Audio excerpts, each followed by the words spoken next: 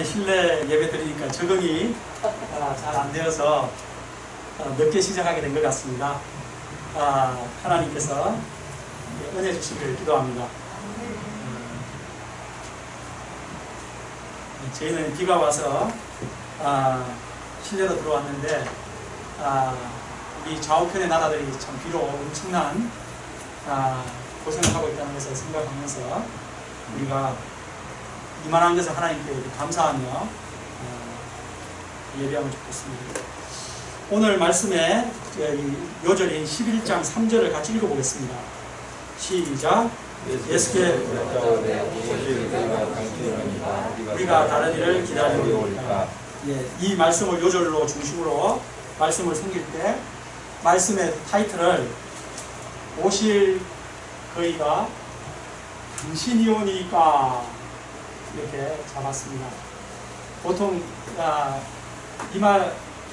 이걸로 요절을 잡는 경우가 잘 없는데 주로 천국은 침노하는 자의 것이다 이렇게 잡는다든지 우리 함께 같이 제목 오실 그이가 당신이 오니까 해봅시다. 시작. 오실 그이가 당신이 오니까. 우리가 지금 예수님께 질문했습니다. 그럼 제가 기도하고 말씀을 전하겠습니다. 고마우신 하나님 아버지, 코로나의 어려운 가운데서도 이렇게 예배할 수 있는 축복을 주시니 감사합니다. 오늘은 또 오랜만에 실내에서 예배드릴 때 하나님께서 말씀을 통해 풍성한 은혜를 주시옵소서. 주님, 세례 요한이 예수님께 오실 그이가 당신이 오니까 라고 질문한 것처럼 우리도 예수님께 나아가 예수님께 나의 깊은 속 마음과 생각을 질문할 수 있도록 도와주시옵소서. 예수님으로부터 우리 인생의 해답을 얻고 예수님께서 주시는 천국을 충만하게 누리며 사는 우리 관악칠구 모든 성도들에게 축복하여 주옵소서. 이 주인을 성령께서 붙드셔서 말씀을 은혜롭고 또 조곤조곤 마치 예수님께서 말씀을 섬겼듯이 섬길 수 있는 은혜 주옵소서. 우리 주 예수님 이름으로 기도합니다. 아멘. 오늘 말씀은 예수님 당신이 메시아 맞습니까?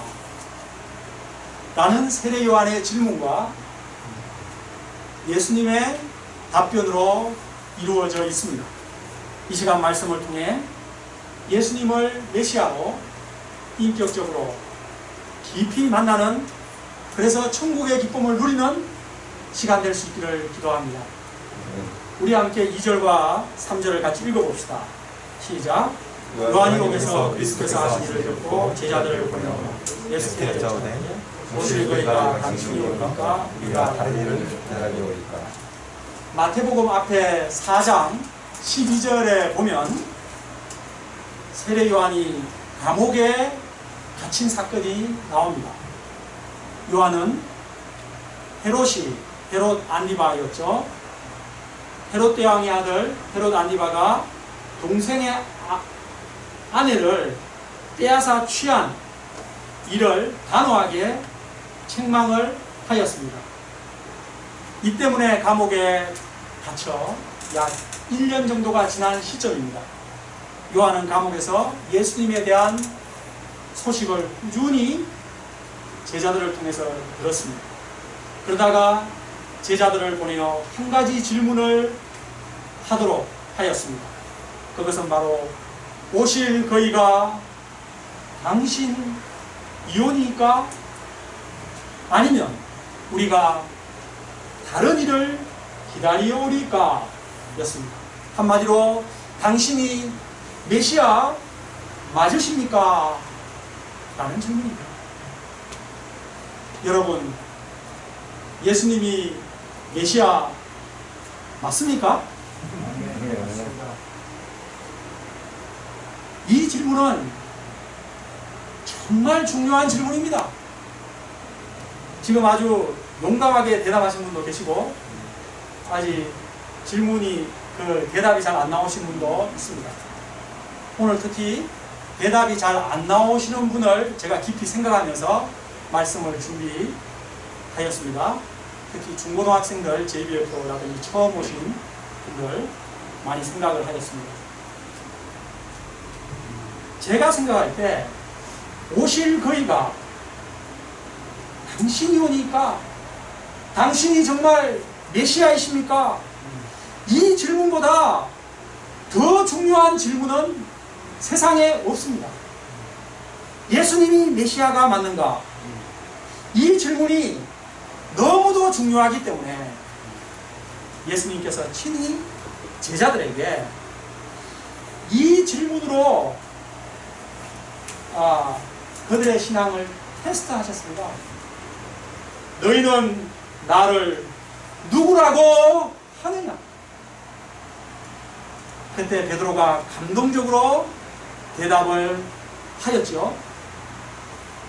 우리는 한 달 전부터 성경 공부의 창의성을 높이기 위해서 유대인들의 학습법인 하브루타를 도입하였습니다. 이를 통해 많은 질문과 토론을 하게 되어 성경 공부 시간이 요즘 얼마나 열띤지 모릅니다. 2시간이 금방 쑥 지나갑니다. 어제도 아주 좋은 질문들이 많이 나왔습니다. 이렇게 성경을 공부하니 이호수와 또 이진관, 김단 형제님들이 아주 적극적으로 공부에 동참할 뿐만 아니라 특히 요즘 진강의 공부 동참력이 엄청나요. 저하고 1대1 할 때는 30분 하기 훅 찼는데 요즘은 7시 반에 와서 9시 반에 가면 2시간 하는 거예요. 2시간. 4배 꼰티겠어요 지금. 예. 그것뿐만 아니라 우리 또 진강형제뿐만 아니라 이렇게 젊은 학생들뿐만 아니라 우리 이마리아, 이순기 자매님 등 어른들도 아주 좋아하고 있습니다. 토요일 공부 시간이 기다려지는 시간입니다. 주입식으로 단순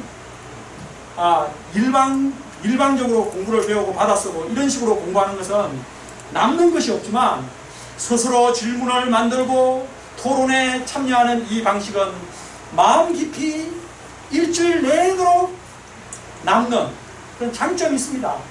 자기 생각을 충분히 말할 수 있어서 좋고 다른 사람의 생각을 충분히 들을 수 있어서 좋고 이후에 깊이 있게 토론까지 할 수 있어서 일석삼조라고 생각이 됩니다. 우리 한국 사람들은 질문을 잘하는 사람 백성들입니까? 질문을 잘 안 하는 백성에 속합니까? 안 하네. 예. 우리 캐나다에서 토론토에서 이모님 오셨는데 이모님 캐나다 사람들은 전반적으로 질문을 하죠. 예, 캐나다 교실에서 수업을 하시진 않으시고 이제 다 애들 다 키우셔서 어른 되셔서 가셔서 네. 우리 세안이와 하영이가 미국에 갔다 왔죠. 세안이에게 물어보죠. 세안이 미국에 가서 보니까 그 수업 방식이라든지 애들이 질문 같은 거, 토론이라든지 그런 것이 거기는 하는 분위기입니까? 우리 한국하고 비교하면 어떻습니까? 많이 해요? 그런 스타일을 세안이는 좋아해요? 아니면 한국 스타일을 좋아해요? 미국 그 스타일 같은 거 좋아해요. 예. 뉴욕 스테이트 시러큐스에서 아주 제대로 7개월을 하고 왔습니다. 그래서 지금도 지금 고등학생인데 자꾸 자기는 외국에 가서 공부하고 싶다고 지금 해서 제 와이프가 돈을 많이 벌어야겠습니다.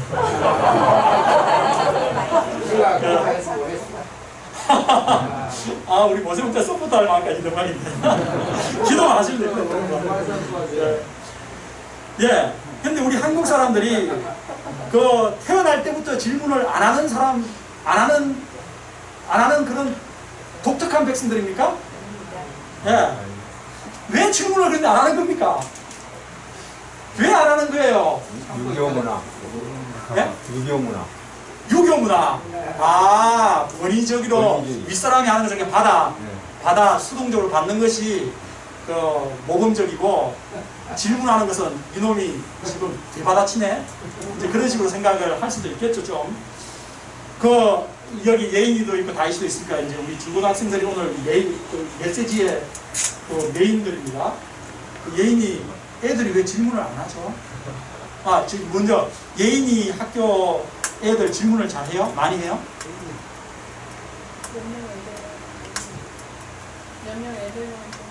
몇 명 애들만 하고. 근데 애들이 질문을 좀 안 하는 이유는 뭐 같아요?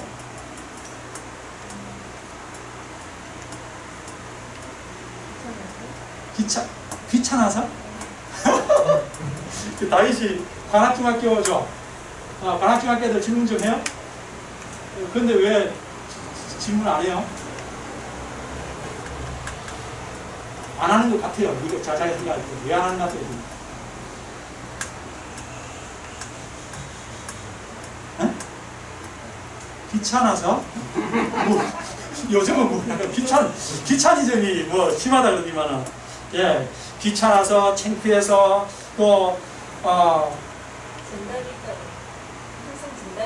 항상 정답이 있으니까 괜히 질문했다가, 그거네, 우리 그 답 좀 넣어. 답은 정해져 있어. 괜히 질문해서는 튀지 마. 그래서 튀다 보면 왕따 당하고, 눈총 주고 하니까. 그리고 우리 또 우리 한국 문화 속에서, 야! 가만히 있어. 가만히 있으면 중간이라도 봐.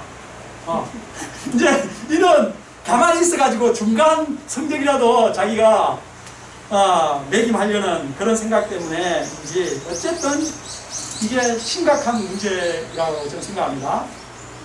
초등학교 저학년 때, 유치원 때 그렇게도 질문을 잘하던 애들이 초등학교 3학년을 넘어가면서부터 서서히 질문이 없는 애들이 되어갑니다.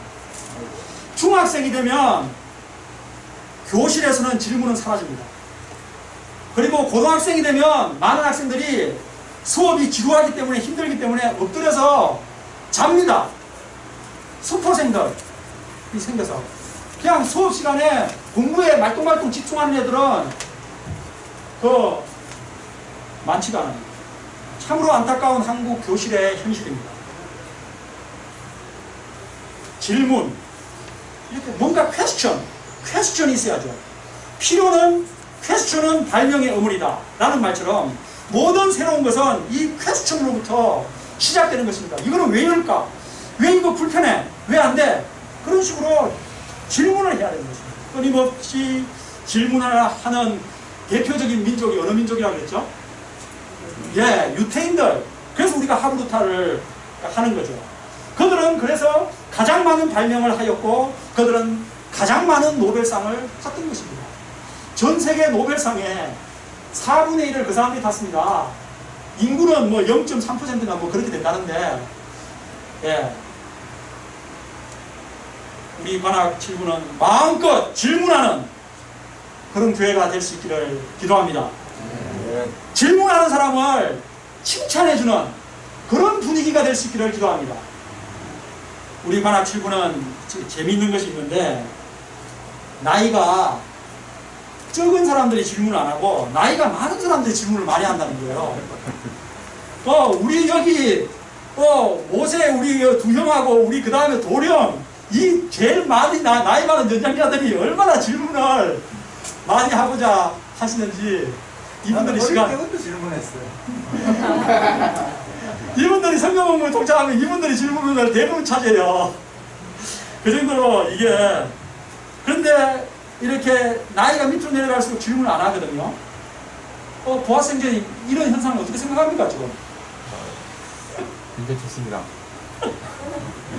그러나 희망적인 것은 우리 관악 7부의 분위기가 아주 자유롭게 말할 수 있는 분위기가 그릇이 이루어져 있기 때문에 점점 우리 청년들이 질문을 많이 하기 시작한다는 것입니다. 어제도 진광이가 질문하는 거, 요수아가 다한 형제님 또 좋은 질문 만들어냈죠. 그런 질문들을 통해서 아주 희망적이라는 생각을 하였고, 우리 여기 JBF 중고등학생들도 질문이 점점 앞으로 많아질 것을 믿습니다. 질문을 합시다. 질문하는 것은 창피한 것이 아닙니다. 더욱이 죄는 절대 아닙니다. 그 질문하는 사람을 찐빵 주는 그 사람이 죄를 짓는 것입니다. 질문하는 것은 훌륭한 것입니다. 상을 줘야 합니다. 의문이 생기고 의심이 생겼는데 그때 바로 질문을 해야 하는 것입니다. 그때를 스킵해버리면, 그거 그냥 내버려두면 그 질문 자체가 또 없어집니다. 그래서 의문은 의심은 그대로 남아있는 것입니다. 그 의문과 의심이 사라질 때까지 질문을 해야 됩니다. 확실해질 때까지 질문하는 사람에게 확실한 대답이 주어지며 그 사람의 인생은 확실한 인생이 되는 것입니다. 세례 요한처럼 여자가 낳은 자 중에 가장 위대한 인물도 질문을 하였거든. 하물며 우리가 질문을 하지 않아서야 되겠습니까? 여러분, 세례 요한보다 더 위대하십니까? 세례 요한이 그 예수님 당신 메시아 맞습니까? 이런 질문할 때 우리가 볼 때 좀 창피하게 느껴질 수 있지 않을까요? 아이고, 이 사람이 메시아의 선구자인데 메시아인지 질문을 하다니. 그러나 세례 요한은 분명하게 질문했습니다. 많은 사람들이 잘 모르면서도 질문하지 않고 그냥 지나가죠. 잘 모르면서 아는 척을 하며 고개를 끄덕입니다.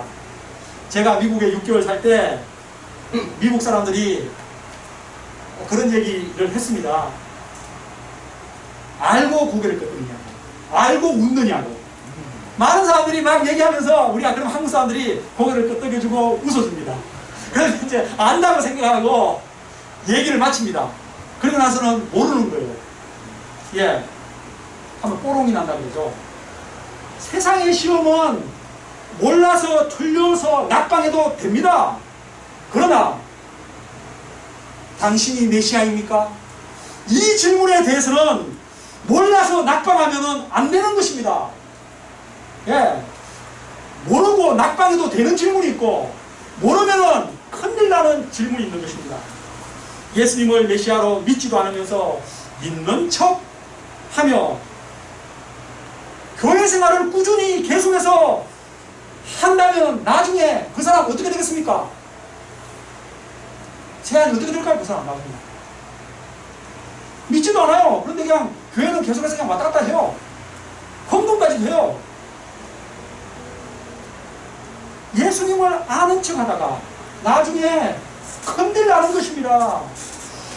예수님을 제대로 알아야 구원을 받는 줄 믿습니다. 진정으로 믿어야만 천국에 가는 줄 믿습니다. 여러분은 예수님을 진짜로 아십니까? 예수님을 진짜로 메시아로 믿으십니까?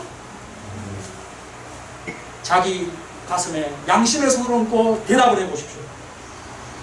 한 평생을 살아가는데 한 80평생 살아간다고 봤을 때 많은 질문이 있겠지만 가장 한평생을 살아가는데 가장 중요한 것이 무엇이겠습니까? 돈이겠습니까? 좋은 학벌이겠습니까? 명예이겠습니까? 권세이겠습니까?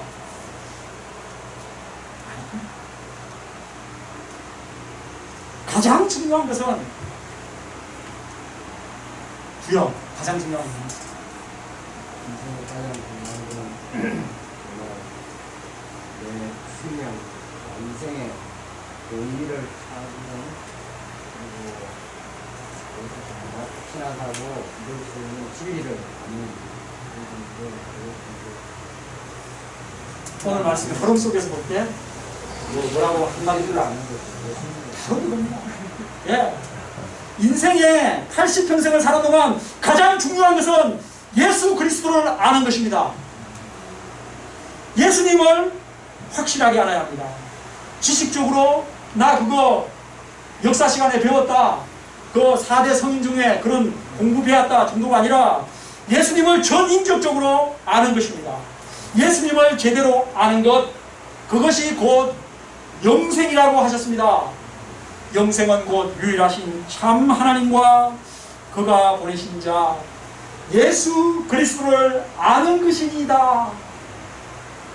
요한복음 17장 3절에서 예수님께서 직접 말씀하셨습니다. 여러분, 영생 어려운 거 아닙니다. 영생이 뭐라고요? 한 단어로 시작. 예수님을 아는 것. 네, 여러분, 영생 어려운 거 아닙니다. 영생을 알려고 저 로켓 타고 달나라 우주로 갈 필요 없습니다. 네. 돈 100억 벌어서 교회 바치는 거 아닙니다. 예수님을 확실히 알기 위해서 어떻게 해야 합니까? 태어날 때부터 자동적으로 예수님을 아는 사람은 한 명도 없습니다. 예. 바로 예수님께 가서 질문을 하는 것입니다.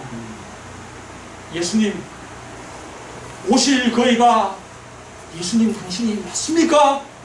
예수님 당신이 메시아, 세상의 구주, 나의 구원자 맞습니까? 이렇게 질문하는 것입니다. 오실 거리가 당신이 오니까 요한의 이 위대한 질문에 대해 예수님의 대답이 무엇입니까? 우리 4절을 같이 읽어보죠. 시작. 예수께서 대답하여 너희가 가서 요한에게 하기를 애인이 보며 나병한 자가 깨끗함을 못 듣는 자가 가난한 자에게 복음이 전파된다. 여기에 6가지가 나오죠. 이것이 메시아가 이 땅에 오셔서 하실 핵심 사역입니다.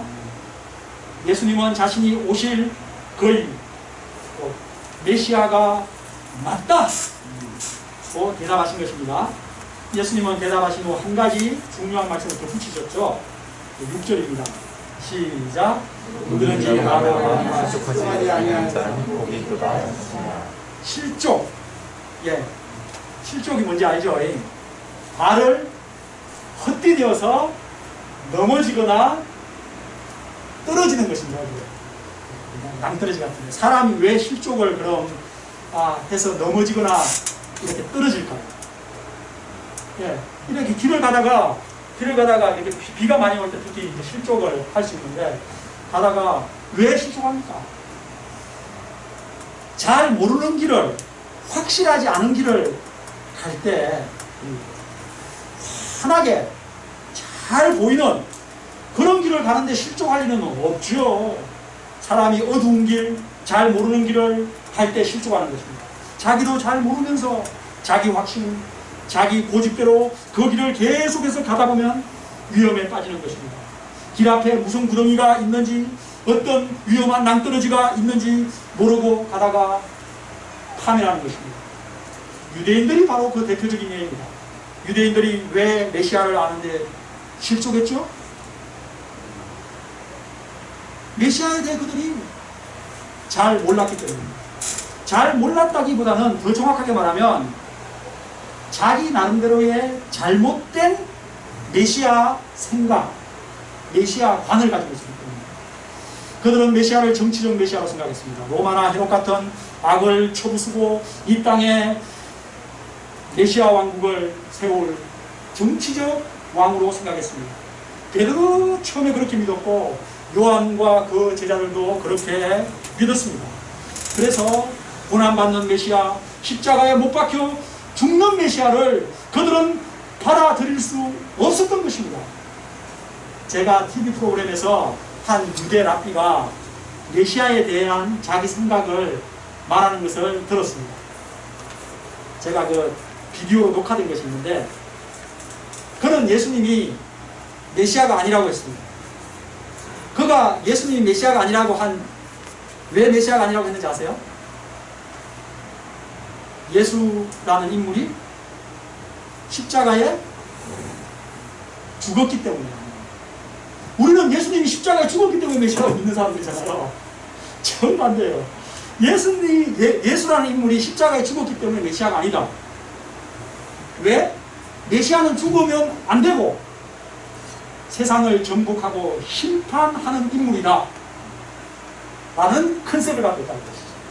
그리고 그는 2000년이 지난 지금도 자기가 생각하고 있는 그런 메시아를 기다리고 있다고 했습니다. 이처럼 잘못된 메시아관이 사람을 실족시키는 것입니다. 예수님은 말씀하셨습니다. 누구든지 나로 말미암아 실족하지 아니하는 자는 복이 있도다. 예수님으로 말미암아 실족하지 않으려면 어떻게 해야 된다고 했죠 아까? 오늘 말씀을 전체적으로 그러면서 실족하지 않으려면 어떻게 해야 되죠? 예수님을 정확하게 알아야 합니다. 확실하게 알아야 합니다. 어물중하게 모르면서 아는 척 아는 것이 아닙니다. 확실하게 알기 위해서는 어떻게 해야 된다고 했죠 아까? 그 방법이 뭐죠? 질문을 해야 되는 것입니다. 예수님에게 가서 확실하게 예수님이 가르쳐 줄 때까지, 예수님, 당신이 메시아 맞습니까? 나의 구주, 세상의 구주가 맞습니까? 질문을 해야 된다는 것입니다. 예수님은 끝까지 자신을 알고자 질문하는 자에게 반드시 자신을 계시해 주시는 분이신 줄 믿습니다. 예수님을 알고자 끝까지 매달린 사람이 실패한 적이 한 명도 없습니다. 여러분, 히말라야의 성자 썬다신 책을 읽어보십시오.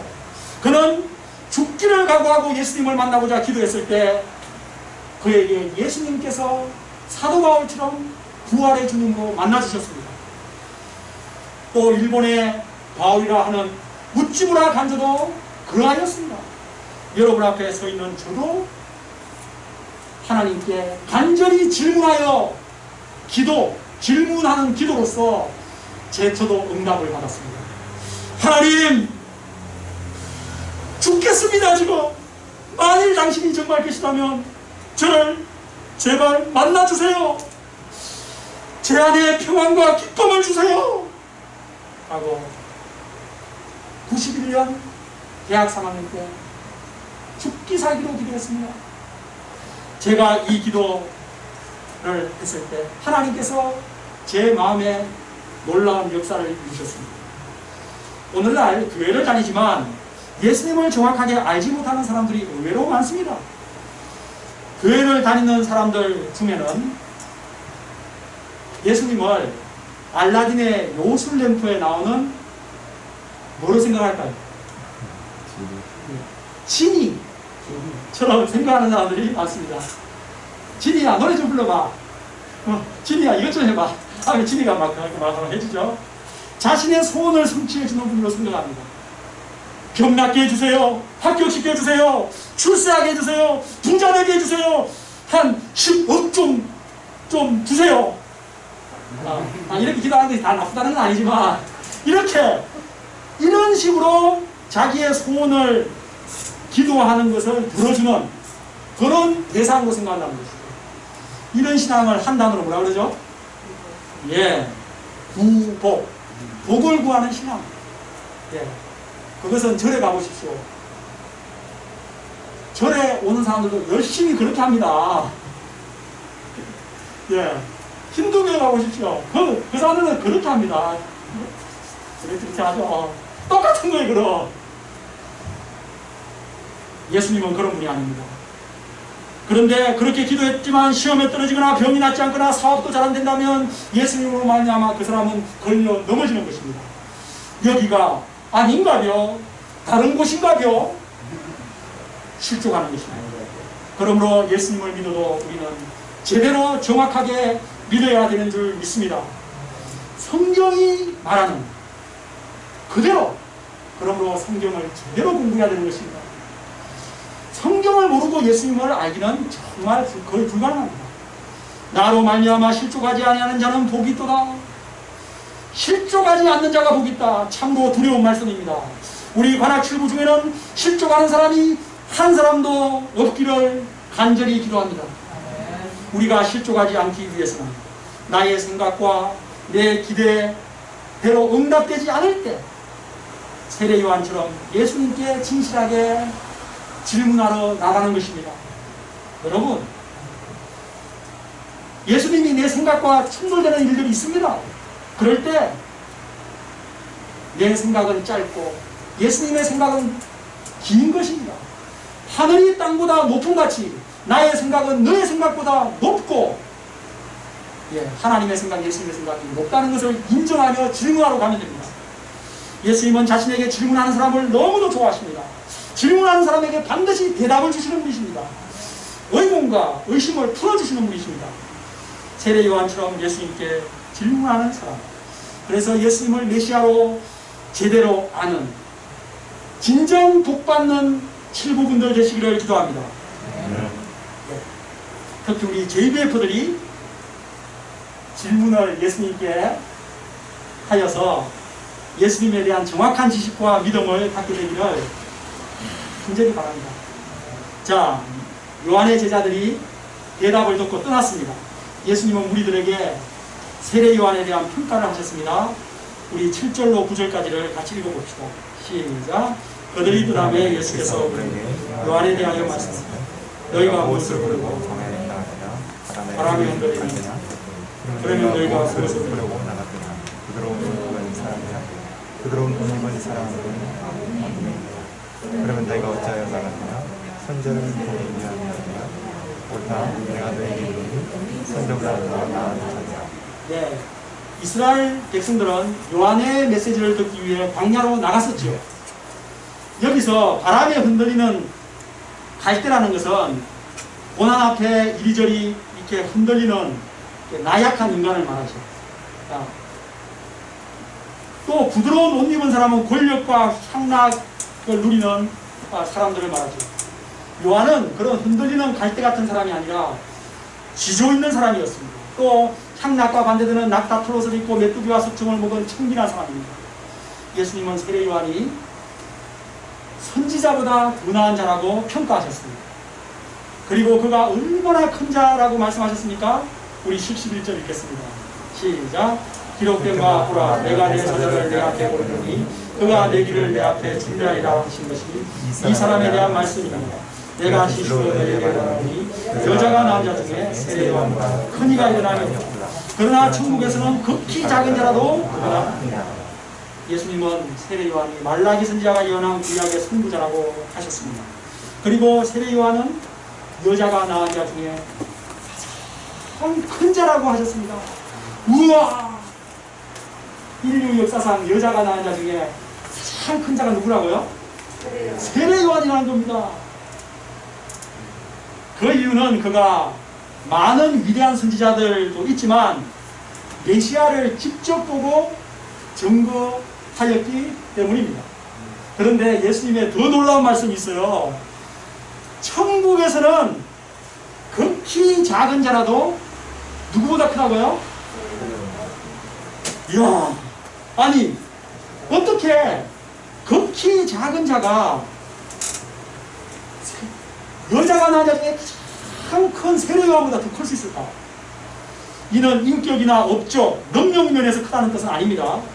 이 말씀의 정확한 의미는 천국 백성이 된다는 것이 얼마나 큰 축복인가 를 말하는 것입니다. 예수님을 영접하고 천국 백성이 되는 것이 얼마나 복된 일인가를 극적으로 표현하신 말씀입니다. 천국 백성이 되는 복됨은 그 사람의 업적이나 능력에 무관하고 예수님과의 관계성에 기초해 있습니다. 내가 예수님을 영접하면 천국 백성이 됩니다.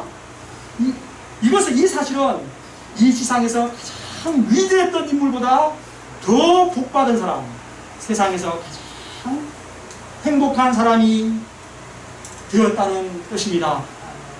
여러분은 그 천국 백성이 되셨습니까? 그렇다면 여러분은 세상에서 가장 복받은 사람인 것입니다.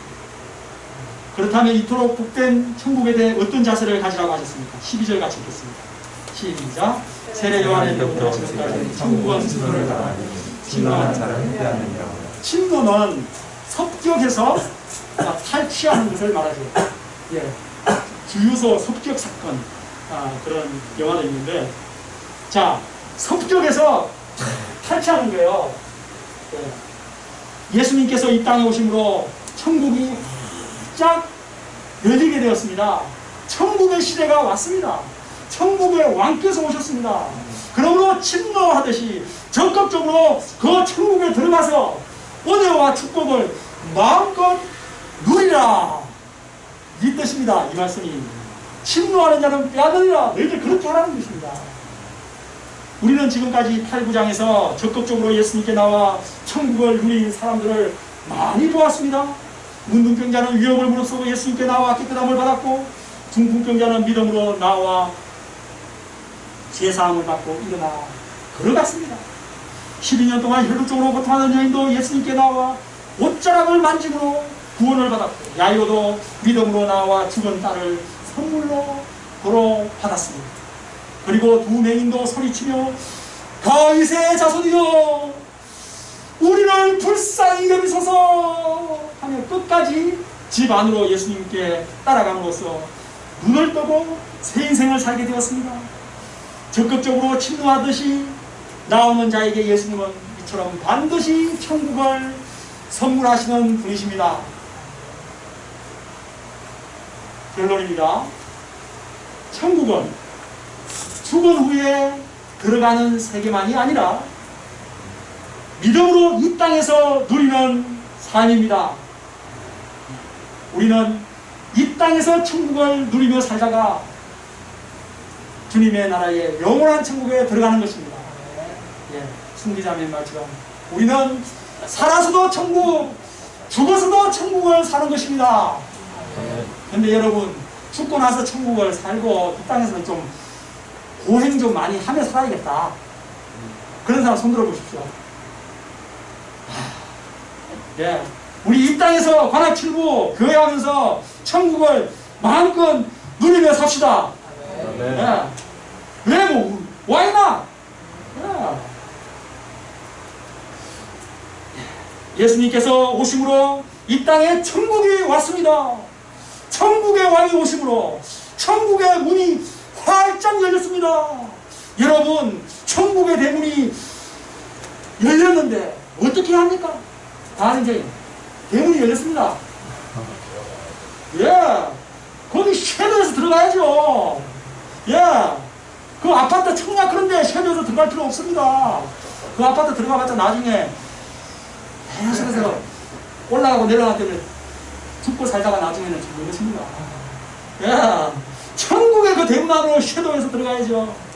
예, 그런데 천국의 대문이 활짝 열렸는데도 들어가지 않고 밖에서 어둡고 비참한 인생을 사는 사람들이 많습니다. 이 얼마나 비극입니까?